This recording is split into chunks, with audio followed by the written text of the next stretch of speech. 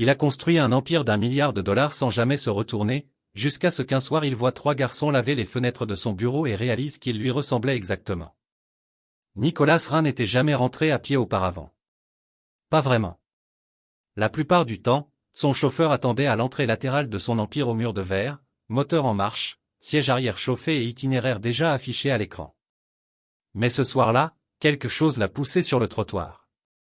Peut-être était-ce le stress de la journée, réunions incessantes, appels tendus avec des investisseurs, une bataille illégale dont il était trop fatigué pour feindre l'intérêt.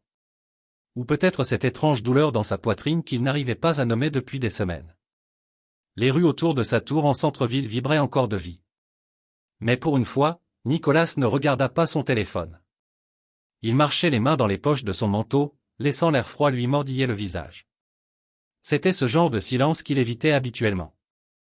Arrivé au bout de son bâtiment, un mouvement vif de l'autre côté de la vitre attira son regard. Il s'arrêta. Là, en équilibre précaire sur un échafaudage de fortune, à l'extérieur des fenêtres du 2e étage, se tenaient 3 petites silhouettes portant des vestes et des bonnets en laine identiques. Ils bougeaient rapidement, l'un essuyant une trace, les 2 autres tenant une bouteille de nettoyant et un seau d'eau qui tanguait à chaque déplacement. Il faillit continuer sa route jusqu'à ce que l'un des garçons tourne la tête vers la rue et que la lumière du lampadaire éclaire son visage. Nicolas s'immobilisa net. Le garçon avait ses yeux, non seulement la même couleur, mais la même forme, la même netteté dans les coins quand il plissait les yeux. Puis le 2e garçon baissa la tête. Même menton, même petit sourire tordu. Le 3e laissa tomber un chiffon, et alors qu'il descendait pour le récupérer, Nicolas l'aperçut en entier, comme s'il regardait un miroir d'une autre vie. Il ne bougea pas. Longtemps, il resta là, figé, son cerveau cherchant à comprendre ce qu'il voyait. 3 garçons, pas plus de 6 ans, travaillant ensemble avec une efficacité rodée, lavant des fenêtres qu'ils n'auraient pas dû atteindre, portant des vêtements trop légers pour la saison. Mais ce n'était pas le travail qui le stupéfiait. C'était leur visage. Il lui ressemblait. Pas d'une façon vague ou familière. Pas un hasard qu'on pourrait expliquer. Ces garçons avaient sa mâchoire, ses fossettes, ses yeux bleus profonds. Ils avaient la même manière d'incliner la tête, le même mouvement agité des mains. Il ne les connaissait pas, ne les avait jamais vus, mais tout son corps réagissait à leur vue comme s'il reconnaissait quelque chose d'ancien et enfoui. Il s'avança. Et, aplatit-il, où sont vos parents? L'un des garçons, le plus grand des 3, lui répondit sans hésitation, les yeux plissés, on n'en a pas, sa voix était assurée. Il ne broncha pas. Il ne demanda pas d'aide. Il le dit simplement comme un fait qui n'appelait pas à la pitié. Nicolas hésita. Quel âge as-tu? Demanda le plus petit, qui était remonté avec le chiffon. Tu travailles ici? On nettoie. Parfois, on est payé. Nicolas se passa la main sur le visage. Ce n'était pas une blague, ni un rêve. Ses enfants étaient réels, seuls dehors, lavant les fenêtres d'un immeuble qui portait son nom. Vous savez à qui appartient ce bâtiment? Demanda-t-il, déjà sûr de la réponse. Non, répondit le plus grand en haussant les épaules. Peu importe. On nettoie l'extérieur. Nicolas resta là, soudain perdu sur la marche à suivre. Il avait conclu des accords internationaux en moins de temps que cette conversation n'avait duré. Il pouvait racheter des entreprises d'un simple coup de stylo. Mais à cet instant, face à 3 enfants qui semblaient être son reflet fragmenté et multiplié, il ne savait plus quoi faire. Il savait juste que partir n'était pas une option. Nicolas ne dormit pas cette nuit-là. Après que les garçons eurent disparu dans l'obscurité, leurs seaux et chiffons en bandoulière comme si c'était la chose la plus normale du monde, il resta seul devant la tour de verre portant son nom et ressentit quelque chose qu'il ne pouvait pas définir, une étrange oppression dans la poitrine, une fissure qui commençait à apparaître dans l'armure qu'il avait mise des années à forger. Il leur avait posé encore quelques questions avant leur départ, mais les réponses étaient brèves, prudentes. Ils ont dit qu'il habitait tout près, qu'il travaillait là où personne ne criait, et que leur mère les aidait avant de tomber trop malade pour se lever. C'était tout. Puis ils le remercièrent pour le sandwich qu'il leur avait offert et s'éloignèrent dans la rue, comme s'il n'était qu'un homme de plus qu'ils ne suivraient pas. Et ils ne l'avaient pas fait.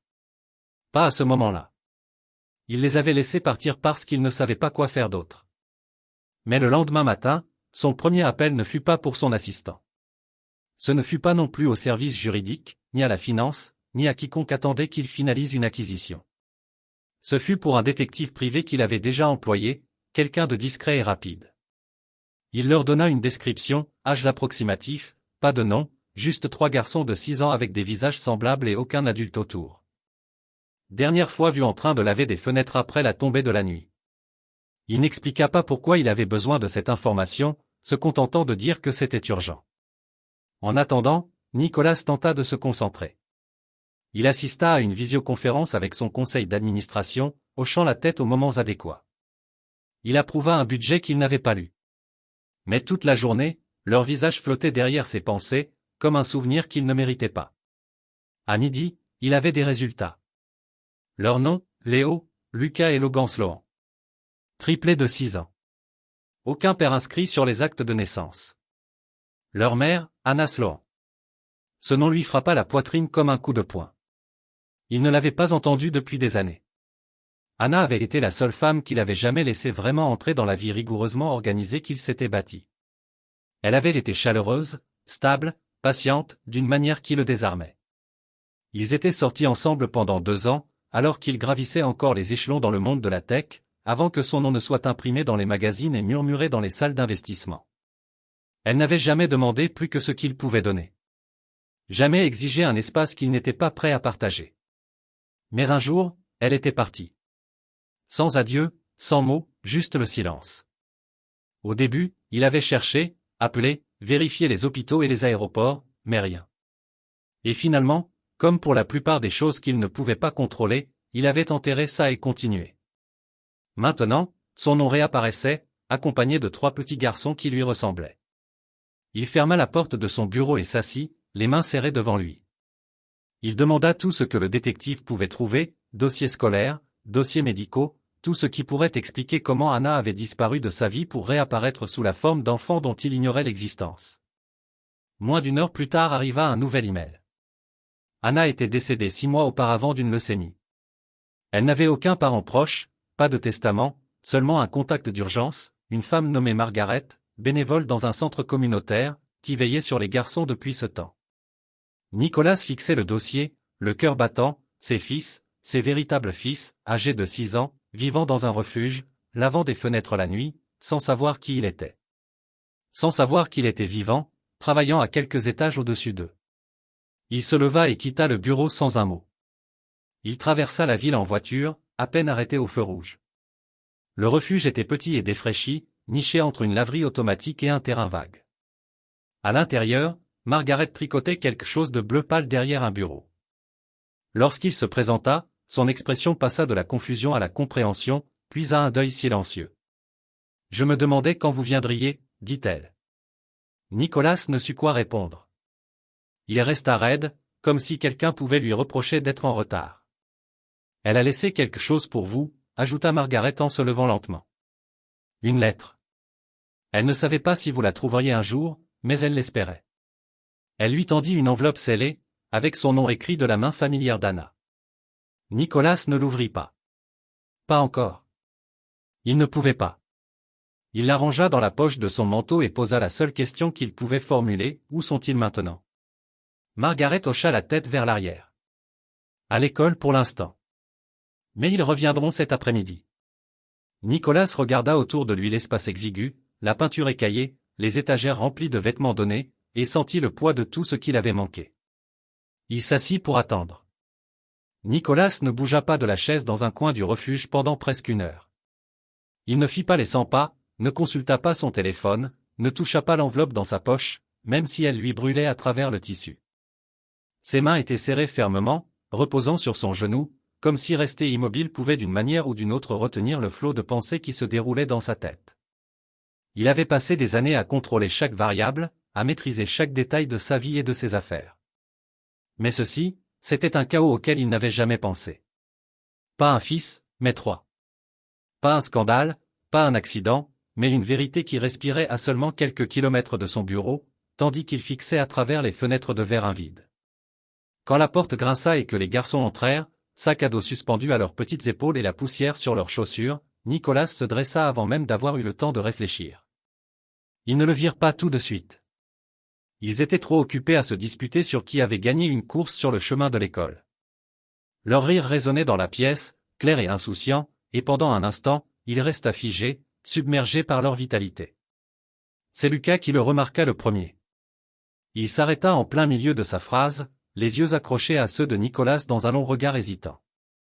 Les deux autres suivirent son regard, et soudain, les trois garçons se tinrent alignés comme des soldats, incertains du type d'homme qui se tenait devant eux. Margaret intervint doucement. « Garçon, voici Monsieur Rhin, dit-elle calmement. C'est un ami de votre mère. » Nicolas avala difficilement, forçant les mots à sortir. « Bonjour, je vous ai rencontré l'autre soir devant mon immeuble de bureau. » Il s'interrompit, ne sachant pas comment formuler ce qu'il devait dire sans les submerger. « Je connaissais votre mère, il y a longtemps. » Léo, le plus volubile, pencha légèrement la tête. « Vous étiez l'homme avec le sandwich. » Nicolas hocha la tête. « Oui, c'était moi. » Ils ne se précipitèrent pas vers lui. Ils ne sourirent ni ne froncèrent les sourcils. Ils l'observaient simplement, comme s'ils sentaient que quelque chose en lui était important, mais n'avaient pas encore décidé s'il méritait leur confiance. La pièce était lourde de vérités non dites. Et pour la première fois de sa vie, Nicolas ne tenta pas de contrôler le moment. Il se baissa à leur niveau et dit doucement, « Je pense que j'ai beaucoup à expliquer, et j'aimerais le faire correctement, si ça vous va. » Lucas croisa les bras. « Pourquoi maintenant ?» Ce n'était pas impoli, c'était honnête.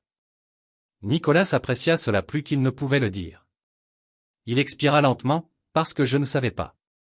Je ne savais pas pour vous, et j'aurais dû savoir. » Les garçons échangèrent des regards, ce genre d'échange que seuls des frères et sœurs qui connaissent les pensées de l'autre peuvent partager. C'est Léo qui parla enfin, « Tu nous ressembles. » Nicolas sourit pour la première fois depuis des jours. « Moi aussi, je l'ai remarqué. » Ils acceptèrent de s'asseoir un moment avec lui. Margaret leur apporta du chocolat chaud, et Nicolas resta silencieux au début, laissant les garçons prendre les devants. Ils lui parlèrent de leur professeur préféré, d'un chat du quartier qu'ils n'étaient pas censés nourrir mais qu'ils nourrissaient quand même, de la façon dont ils regardaient leur mère peindre quand elle était encore assez forte pour tenir un pinceau. Dès qu'ils prononcèrent son nom, quelque chose se serra à l'intérieur de Nicolas. Il plongea la main dans son manteau et sortit la lettre. « Je ne l'ai pas encore lue, dit-il doucement. C'est de votre mère. Elle me l'a laissée. Ça vous dérangerait si je l'ouvrais maintenant ?» Ils restèrent silencieux, mais aucun ne dit non. Nicolas déplia la lettre, les doigts tremblants. L'écriture était immédiatement familière, courbée, élégante, avec de petites boucles en bas de certaines lettres. Dès qu'il commença à lire, sa gorge se noua. « Nicolas, si tu lis ceci, c'est que les garçons ont d'une manière ou d'une autre trouvé leur chemin jusqu'à toi. Ou peut-être que c'est toi qui les as trouvés. J'ai toujours cru que tu y arriverais un jour. Je ne t'ai pas dit parce que j'avais peur, non pas de toi, mais de ce que ton monde pourrait leur faire. Tu as toujours cherché quelque chose de plus grand et je ne voulais pas être celle qui te tirerait vers le bas. Je pensais pouvoir les élever seul. Et je l'ai fait, jusqu'à ce que je ne le puisse plus. Ils sont intelligents, courageux, tellement comme toi. S'il te plaît, ne t'éloigne pas. Pas cette fois. Anna. » Il plia lentement la lettre, pressant sa main contre sa poitrine comme pour empêcher son cœur de se briser. Les garçons ne demandèrent pas ce qu'elle disait. D'une manière ou d'une autre, ils n'en avaient pas besoin. Nicolas les regarda et dit, « Votre mère avait raison. Vous êtes courageux et intelligent, et je suis désolé de ne pas avoir été là plus tôt. » Pendant un moment, aucun ne bougea. Puis Logan, le plus silencieux des trois, grimpa sur le canapé à côté de lui et se blottit contre son bras sans dire un mot. Les deux autres suivirent, sans étreinte ni larmes, simplement assis proches les uns des autres. Ce n'était pas encore de l'acceptation.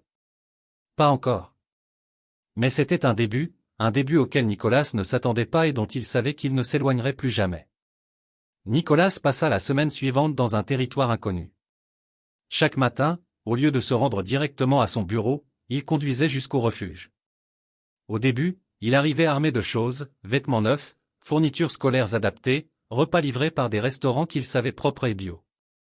C'était son instinct, la seule manière qu'il connaissait pour montrer qu'il se souciait d'eux, fournir, réparer, donner jusqu'à ce qu'il ne reste plus aucun problème à résoudre. Mais les garçons ne s'intéressaient pas à la perfection. Peu leur importait que les sacs à dos aient des logos ou que les repas contiennent des micro-pousses. Ce qui comptait, c'était qu'ils s'asseyent pendant qu'ils mangeaient, qu'ils écoutent quand ils se disputaient sur les super-héros, qu'ils se souviennent de qui aimait le ketchup et qui ne l'aimait pas. Nicolas comprit que ces petits détails, si facile à négliger, était ce qui comptait vraiment. Léo était celui qui le mettait le plus au défi. Il posait des questions directes, toujours le premier à exprimer ce que les autres pensaient mais n'osaient pas dire. Il voulait savoir pourquoi Nicolas n'avait jamais essayé de les retrouver avant, pourquoi il n'avait pas su qu'Anna était malade, pourquoi il ne leur avait même pas envoyé de carte d'anniversaire. Nicolas n'avait pas de réponse toute faite. Il dit la vérité, qu'il ne savait pas. Qu'il aurait tout fait différemment s'il avait su. Qu'il était désolé. Pas un pardon joué, mais un pardon douloureux et profond qui remplissait sa poitrine comme un poids lourd et trop attendu. Lucas était plus curieux que sceptique. Il posa des questions sur le travail de Nicolas, sa voiture, son appartement. Il voulait comprendre qui était cet homme qui leur ressemblait, qui sentait vaguement le savon de luxe et le café. Il testait les limites avec des questions et des blagues idiotes, et Nicolas jouait le jeu, apprenant lentement à s'engager dans un monde qui ne demandait pas de tableur ou de prévision financière. Logan, lui, ne disait presque rien pendant des jours. Il observait, toujours. Quand les autres parlaient, il restait silencieux, les mains croisées, les yeux passant d'eux à Nicolas, comme s'il recueillait des données que personne d'autre ne voyait. C'est Logan qui surprit le plus Nicolas. Le 4e jour, alors que Nicolas arrivait un peu en retard, Logan s'approcha et lui colla un autocollant sur le revers de la veste, un super-héros froissé et à moitié décollé. Il n'expliqua rien, le posa simplement là puis s'éloigna. Nicolas ne l'enleva pas, même pas pour sa réunion de l'après-midi. Il resta sur sa veste comme un insigne de quelque chose de bien plus important qu'une simple approbation, une confiance naissante. Il entama la procédure officielle pour obtenir la garde, mais ce ne fut pas simple. Anna n'avait laissé aucun testament légal, et le nom de Nicolas ne figurait pas sur les actes de naissance. Même avec un test ADN, il devait prouver son intention émotionnelle et démontrer qu'il pouvait offrir un environnement stable répondant aux besoins des garçons. Le fait que chaque article en ligne le dépeigne encore comme un milliardaire intouchable, un homme connu pour ses profits plutôt que pour son rôle de père, ne facilitait pas les choses. La travailleuse sociale qui leur fut assignée se montra prudente, voire franchement sceptique. Elle rencontra Nicolas à 2 reprises, posant des questions difficiles sur son mode de vie, sa disponibilité et son histoire avec les enfants. Quand elle demanda pourquoi il pensait pouvoir être leur père maintenant, Nicolas ne parla pas d'argent, de maison ou d'école future. Il répondit, « Parce que je les vois, et maintenant je sais que rien d'autre dans ma vie ne compte si je perds cette chance. » Margaret resta à ses côtés tout au long du processus. Elle avait veillé sur les garçons depuis le moment où Anna était devenue trop faible pour se lever. Elle les avait baignés, leur avait lu des histoires, répondu à des questions impossibles avec un calme inflexible. Lorsqu'elle parla à la travailleuse sociale, elle dit, « Il n'est pas parfait, mais il est là. » Et c'est là, pensa Nicolas, que commence la paternité. Il y eut des revers, des retards, des demandes d'enquête supplémentaires, et d'autres audiences au tribunal. Mais Nicolas ne flancha pas. Pour la première fois de sa vie, il n'avait aucune stratégie de sortie. Il resta malgré le bruit, les papiers, les nuits d'attente agitées, attendant que quelqu'un d'autre décide s'il méritait d'être le père qu'il était déjà en train de devenir. Chaque jour, il devenait plus présent. Il apprit à tresser les cheveux de Léo, qui insistait pour les laisser pousser comme un personnage de dessin animé. Il découvrit que Lucas aimait s'endormir en écoutant des podcasts scientifiques. Il s'aperçut que Logan détestait les orages, à moins que quelqu'un ne soit là pour compter avec lui le temps entre l'éclair et le tonnerre. Nicolas commença à répondre moins aux emails. Il arrêta de consulter les cours de la bourse dès le matin. Il échangea les appels professionnels contre les rituels du coucher. Et lentement, dans le calme des fins d'après-midi remplies de devoirs, de jus renversés et de rires trop forts pour un homme qui autrefois détestait le bruit, Nicolas réalisa qu'il ne réparait pas seulement quelque chose de brisé. Il construisait quelque chose de complètement nouveau. Quelque chose qui comptait plus que le pouvoir n'en avait jamais eu. Quelque chose de réel. C'était un jeudi après-midi quand tout commença à se défaire. Nicolas avait promis aux garçons qu'il viendrait les chercher lui-même à l'école ce jour-là. Ce n'était pas grand-chose, pas à l'échelle de sa vie d'homme d'affaires, mais pour eux, c'était tout. Léo avait même demandé s'il pouvait s'arrêter prendre une glace après, et Nicolas, encore en train d'apprendre à dire oui aux petites joies, avait accepté sans hésiter. Mais ensuite vint l'appel. Un des associés principaux de la société avait fait une erreur de calcul dans un contrat international majeur, et maintenant un accord d'1 milliard de dollars avec un investisseur étranger était en jeu. L'équipe juridique s'affairait déjà. Le conseil d'administration était en plein chaos, et son assistant le suppliait de venir immédiatement. Nicolas hésita moins de 5 secondes avant de dire au chauffeur de changer de route. Il se dit qu'il ne serait absent que 20 minutes, 30 au maximum. Ce ne furent pas 30 minutes. Ce furent 3 heures. Quand il arriva à l'école, le soleil se couchait et les garçons étaient partis. Une enseignante lui expliqua qu'ils avaient attendu dehors près d'1 heure avant que quelqu'un du refuge ne soit contacté pour venir les chercher. Elle tenta de garder un ton neutre, mais Nicolas percevait la déception derrière son calme. Il la remercia et s'en alla rapidement, la poitrine serrée. Il ne retourna pas au bureau. Il ne répondit plus à aucun appel. Il conduisit directement au refuge, préparant déjà 1000 excuses dans sa tête. Mais les garçons n'étaient pas là. Margaret le regarda avec inquiétude en lui expliquant que, quand la bénévole était arrivée à l'école, seul Lucas attendait encore. Les 2 autres s'étaient éloignés, Léo insistant sur le fait que, si leur père ne se souciait pas assez pour venir, ils trouveraient un autre endroit où aller. Cela frappa Nicolas plus fort qu'il ne l'avait prévu. Pas seulement le fait qu'il avait échoué, mais la façon dont ils avaient réagi. Comme si ce n'était pas une surprise, comme s'ils avaient toujours su qu'ils finiraient par partir. Ils les retrouvèrent tard cette nuit-là, dans l'ancien appartement où ils vivaient avec Anna. L'immeuble était en grande partie condamné, mais les garçons s'y étaient introduits quand même. Ils avaient des couvertures, une lampe de poche et un sac de snacks. Quand Nicolas arriva, ils ne pleurèrent pas, ne crièrent pas. Léo le regarda simplement et dit « Je te l'avais dit, on n'aurait pas dû lui faire confiance. » Nicolas ne tenta pas de se défendre. Il ne parla pas d'urgence, de responsabilité ou de catastrophe de dernière minute. Il s'assit par terre, encore en costume de créateur, et dit « J'ai fait une erreur. J'ai pris la mauvaise décision aujourd'hui. Et je déteste que ça vous ait fait sentir que vous ne comptiez pas, parce que vous comptez plus que tout. » Les garçons ne parlèrent pas tout de suite. Lucas s'appuya doucement contre lui, encore fatigué par la longue journée. Logan fixait la lampe de poche comme si elle détenait des réponses que les paroles de Nicolas ne lui avaient pas données. Léo, assis en face de lui, les bras croisés, le regard impénétrable, dit enfin « Je n'ai pas besoin que tu sois parfait, mais j'ai besoin que tu sois là, même quand ce n'est pas pratique. » Nicolas acquiesça. « Je veux l'être. Je le serai, quoi qu'il en coûte. » Il les ramena chez lui ce soir-là, pas au refuge, mais chez lui. Il leur prépara des grilled cheese, la seule chose qu'ils savaient cuisiner sans surveillance. Ils mangèrent par terre devant la télévision, enveloppés dans des couvertures, ne parlant pas beaucoup mais ne s'éloignant pas non plus. Quand ils s'endormirent enfin, Nicolas resta longtemps dans le couloir à regarder leurs petits corps respirer à l'unisson. Il sut alors que ce n'était pas une question d'audience pour la garde ou de prouver une stabilité au tribunal. C'était une question d'être présent dans les moments qui ne peuvent être planifiés ni reportés. Le lendemain matin, il convoqua une réunion d'urgence du conseil d'administration. Son assistant tenta de le dissuader, mais il était résolu. Il se tint devant une salle pleine de personnes en costume sur mesure et annonça qu'il allait prendre du recul. Pas démissionner, pas abandonner l'empire qu'il avait construit, mais prendre du recul. Il ne sacrifierait plus les personnes qu'il aimait pour une entreprise qui avait déjà pris trop de sa vie. Le conseil fut stupéfait, certains en colère, d'autres confus. Mais Nicolas ne broncha pas. Pour la première fois depuis des années, il ne prenait plus de décisions basées sur les actionnaires ou les profits, mais sur 3 petits garçons qui, un jour, s'étaient tenus devant son immeuble et ressemblaient à son propre reflet. Ce jour-là, il rentra chez lui plus tôt que d'habitude, juste à temps pour aller chercher les garçons à l'école.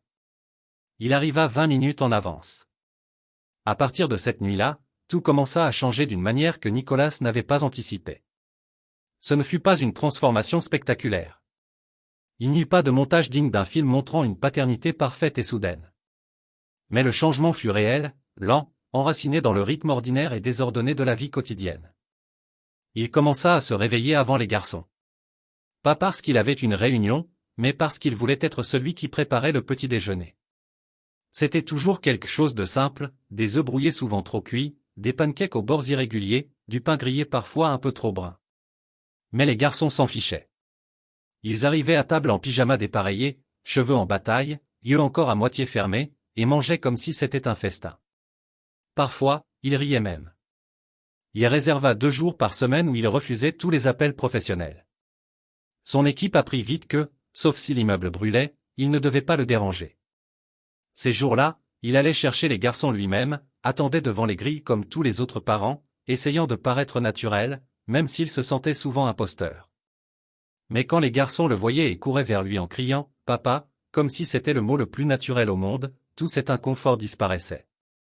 Ces moments réorganisaient quelque chose de profond en lui. Le soir, ils développèrent une nouvelle routine. L'heure du bain était chaotique, remplie de disputes sur qui avait la serviette bleue et qui avait utilisé tout le shampoing. Ensuite, ils se blottissaient sur le grand canapé sous une seule couverture pendant que Nicolas lisait à voix haute, principalement des livres fantastiques avec des dragons, des portails et des enfants courageux qui sauvaient le monde.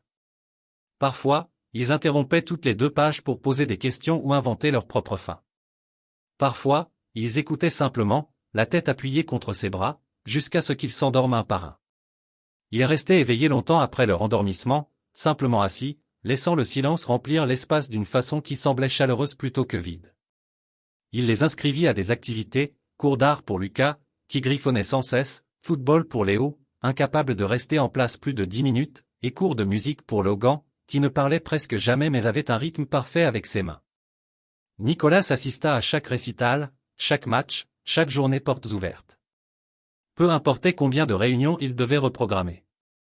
Chaque fois qu'il venait et voyait leur visage s'éclairer simplement parce qu'il savait qu'il était là, cela lui rappelait pourquoi il faisait tout cela. Il y eut aussi des moments difficiles.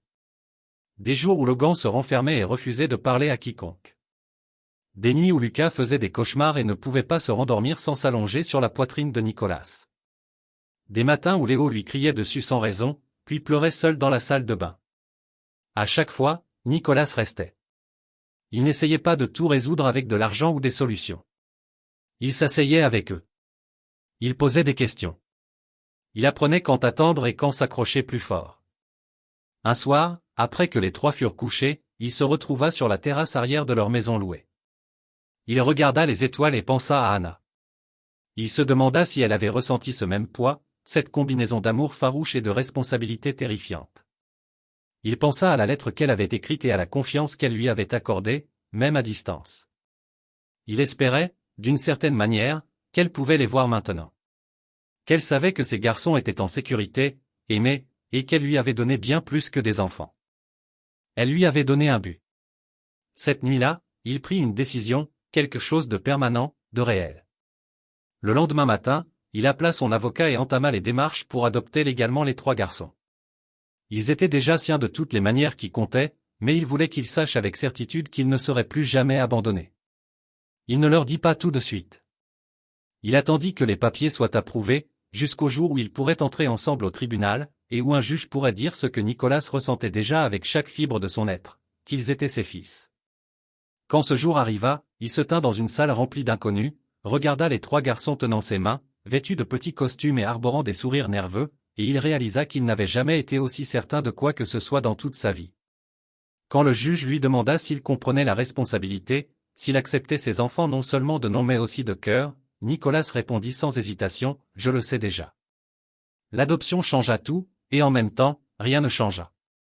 Il n'y eut pas de bouleversement spectaculaire dans leur vie quotidienne, pas de transformation dramatique dans leur manière de parler ou de se comporter les uns avec les autres, mais quelque chose d'indicible se solidifia. Les garçons commencèrent à se détendre d'une nouvelle façon. La tension qui planait parfois sous leur rire commença à se dissiper. Ils ne regardaient plus sur le côté quand Nicolas rentrait en retard ni n'hésitait à crier « Papa », comme si ce mot pouvait encore disparaître s'il était trop fort. Ce mot leur appartenait désormais autant qu'à lui, et personne n'en doutait plus. De son côté, Nicolas sentit une nouvelle forme de responsabilité s'installer dans sa poitrine. Ce n'était pas le poids du risque financier ni des décisions d'entreprise. C'était quelque chose de plus profond, ancré non pas dans la pression mais dans la dévotion. Il commença à penser à l'avenir en termes de leur vie plutôt que de revenus. Il cessa d'imaginer le succès en croissance trimestrielle et se mit à visualiser des pièces de théâtre scolaires, des genoux écorchés, des projets scientifiques ratés, des questions sur les filles. Il savait que les moments difficiles n'étaient pas finis. Mais pour la première fois de sa vie, il voulait être présent à chacun d'eux, pour le bon comme pour le mauvais. Peu de temps après, ils emménagèrent dans une maison en dehors de la ville. Rien de gigantesque ni d'ostentatoire, juste une maison à 2 étages avec un grand jardin, une véranda tout autour et un chien qu'ils adoptèrent ensemble après maintes suppliques des 3 garçons. Le quartier était calme, peuplé des familles que Nicolas pensait ne jamais comprendre. Désormais, Il saluait les voisins et aidait à coacher l'équipe de football de Léo le week-end, même s'il ne connaissait toujours pas toutes les règles. Les week-ends devinrent sacrés. Les samedis étaient pour les pancakes, les dessins animés et les après-midi paresseux avec des livres et des jeux de société étalés sur le sol du salon. Les dimanches, ils se promenaient dans les bois près de chez eux, Logan ramassant des cailloux dans son sac à dos et Lucas essayant de nommer les oiseaux qu'ils croisaient. Nicolas ne se réveillait plus avec un sentiment d'angoisse les lundis matins. Même le chaos des déposés à l'école et des chaussettes dépareillées ne pouvait atteindre la paix qu'il ressentait maintenant. Il commença à tenir un journal, chose qu'il n'avait pas faite depuis l'université. Pas pour des stratégies commerciales ou des objectifs futurs, mais pour ne pas perdre les pensées. Les choses que disaient les garçons, les questions qu'ils posaient. La façon dont Logan se blottissait contre lui sans y penser quand il regardait un film. La façon dont Léo reniflait quand il riait trop fort. La façon dont Lucas s'assurait toujours que les autres avaient une fourchette avant de commencer à manger. C'étaient ces détails que Nicolas voulait se souvenir. Ces moments qu'il craignait déjà d'avoir trop manqué. Un soir, Léo demanda où leur mère était partie quand elle était morte. Nicolas hésita, non pas parce qu'il ne savait pas quoi répondre, mais parce qu'il voulait répondre d'une manière compréhensible pour un cœur de 6 ans. Il les emmena dehors, s'allongea dans l'herbe avec eux et montra les étoiles. « Je ne sais pas exactement, dit-il doucement, mais je crois qu'elle est là-haut, quelque part, en train de vous regarder, fière de vous, qui vous aime, juste un peu plus loin. » Lucas murmura, « Tu crois qu'elle nous voit maintenant ?» « Oui, » répondit Nicolas, « je crois qu'elle ne cesse jamais. » Ils restèrent allongés en silence, des ombres sous le ciel nocturne. Nicolas pensa à quel point la vie était étrange, comment une douleur immense comme le chagrin pouvait se transformer en une sorte de présence, comment une expérience aussi inattendue que la paternité pouvait devenir le rôle le plus naturel qu'il ait jamais endossé. Plus tard cette nuit-là, Logan laissa un petit mot sur la table de nuit de Nicolas, écrit d'une écriture encore hésitante et irrégulière. Il y était inscrit « Merci de nous avoir choisis ». Nicolas le contempla longuement, la gorge serrée, le cœur calme. Il n'avait besoin de rien d'autre à ce moment-là. Ni louange, ni succès, ni gros titres ou applaudissements. Juste cette phrase, cette toute petite vérité pliée dans un bout de papier, lui rappelant tout ce qui comptait. L'été arriva comme une promesse silencieuse. Les arbres qui bordaient leur rue étaient en pleine floraison, le jardin bruissait du bourdonnement des abeilles et du souffle du vent dans les feuilles vertes. Et les garçons passaient chaque instant possible dehors, pieds nus dans l'herbe, trempés par les arroseurs, riant aux éclats. Nicolas n'avait jamais aimé une saison auparavant. Il ne l'avait jamais vraiment remarqué. Avant eux, les années passaient comme des réunions d'affaires, efficaces, sans couleur ni pause. Mais maintenant, ils mesuraient le temps aux taches de rousseur sur leur nez, aux marques de croissance sur le mur de la cuisine, à la manière dont Lucas commençait à lire des livres à chapitres sans aide, et Logan à nouer ses chaussures sans demander. Même Léo, qui autrefois croisa les bras en disant qu'il ne faisait confiance à personne en costume, demandait maintenant à Nicolas de l'aider à construire des cabanes avec de vieux draps et des coussins de canapé, simplement parce qu'il aimait leur façon de le faire ensemble. Il ne parlait plus des dates au tribunal. Il n'en avait plus besoin. L'adoption était finalisée, les papiers scellés, les nouveaux actes de naissance déposés, mais la vérité s'était déjà installée bien avant la signature du juge. Ils étaient une famille, réelle, sans aucune trace de doute. Et maintenant que leur vie n'était plus suspendue à l'incertitude, Nicolas se concentra sur la construction de quelque chose de plus grand que la sécurité. Ils voulaient construire la joie. Ils prirent leurs premières vraies vacances en juillet, partant vers une cabane au bord d'un lac en pleine nature, sans internet, sans réseau, sans distraction. Les garçons furent sceptiques au début. Pas de jeux, pas de dessins animés, pas de pizza livrée. Mais en un jour, ils chassaient les grenouilles, attrapaient des lucioles dans des bocaux et s'endormaient sous des couvertures en laine, les cheveux imprégnés de l'odeur du feu de camp. Nicolas cuisinait chaque repas avec eux. Il les aida à graver leurs noms dans la rambarde en bois de la véranda et, même s'il ne l'admit jamais, il versa quelques larmes en voyant le mot « Papa » écrit à côté de leurs initiales. C'était bâclé, de travers, tracé à la branche, mais cela signifiait plus que tous les bâtiments qu'il avait jamais possédés. Une nuit, le ciel s'ouvrit en un déluge d'étoiles plus clair que tout ce qu'ils pouvaient voir en ville, et les quatre s'assirent en silence sur le quai, les pieds pendant au-dessus de l'eau sombre. Léo demanda si les gens devenaient vraiment des étoiles quand ils mouraient. Nicolas n'avait pas de réponse parfaite, mais il dit, si c'est le cas, ta mère a probablement la plus brillante. Logan pointa une étoile au hasard dans le ciel et murmura, salut maman. comme s'il s'agissait d'un secret qu'il ne voulait pas que les autres entendent. Nicolas posa son bras autour d'eux et resta là, laissant le silence s'étirer. De retour chez eux, ils plantèrent un cerisier dans le jardin, une fleur douce, rose pâle et sauvage. Lucas eut l'idée, disant que ce serait leur manière de se souvenir d'Anna. Nicolas les aida à creuser, même quand la terre résistait, et quand l'arbre se tint droit et que la terre fut tassée, il ressentit quelque chose se poser dans sa poitrine. Ce n'était pas une fin, c'était une continuité, une chose vivante pour leur rappeler que la vie ne s'arrête pas simplement. Elle pousse dans de nouvelles directions. L'école reprit, les emplois du temps revinrent. Mais tout semblait différent désormais. Nicolas ne redoutait plus les matins difficiles, ni le chaos des 3 sacs à dos et des boîtes à déjeuner oubliées. Il aimait le désordre, le bruit, l'imperfection de leur petit univers. Sa maison, autrefois un lieu calme aux lignes nettes et au silence pesant, était désormais couverte de dessins au crayon de couleur, de crampons de football et de projets scientifiques à moitié terminés sur le plan de la cuisine. Et il n'avait jamais été aussi fier de quoi que ce soit. Un mercredi soir ordinaire, alors qu'ils mangeaient des spaghettis en se disputant pour savoir qui avait eu le plus de boulettes, Nicolas s'arrêta et les observa simplement. Personne ne le remarqua au début. Ils étaient trop occupés à rire, à se taquiner, à parler la bouche pleine. Mais Lucas croisa finalement son regard et demanda « Quoi ?» Nicolas secoua lentement la tête. « Rien. Je ne savais pas que la vie pouvait être comme ça. » Léo se pencha vers lui avec un sourire malicieux. « Tu veux dire désordonnée, bruyante et géniale ?» Nicolas hocha la tête. « Exactement ça. » Cette nuit-là, après que tout le monde fut endormi, il sortit sur la véranda avec une tasse de thé et leva les yeux vers le même ciel qu'ils avaient vu au bord du lac. Quelque part au-dessus, au-delà de ce que ses yeux pouvaient suivre, il espérait qu'Anna les voyait. Il espérait qu'elle savait qu'il avait tenu sa promesse, même s'il ne l'avait jamais dite à voix haute. Il n'était pas parti. Il était resté, imparfaitement, avec des erreurs, mais pleinement. Il sortit son téléphone, ouvrit l'application de notes où il gardait des citations et des rappels, et tapa une seule phrase, « C'est l'héritage que je veux. » 3 garçons qui ne devront jamais se demander s'ils sont aimés. Il posa le téléphone, prit une profonde inspiration de l'air d'été, puis rentra à l'intérieur.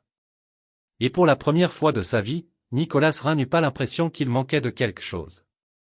D'un point de vue narratif, cette fin ne semblait pas seulement satisfaisante, mais nécessaire. L'histoire commençait avec un homme qui semblait avoir tout, richesse, pouvoir, réputation, mais qui manquait de ce qu'il ne savait même pas qu'il cherchait, la connexion. Voir Nicolas se transformer d'un cadre distant et hyperfonctionnel en un père présent et ancré émotionnellement n'était pas seulement touchant. C'était un rappel que le vrai héritage ne se construit pas dans les salles de conseil ou sur les murs des gratte-ciel. Il se construit dans les histoires au coucher, les petits déjeuners au pain grillé brûlé et les promesses tenues quand personne ne regarde. Les garçons n'ont pas seulement trouvé un père, ils ont aidé un homme à redevenir humain. Et c'est le genre de fin qui reste avec vous. Silencieuse, vraie, et pleine de vie.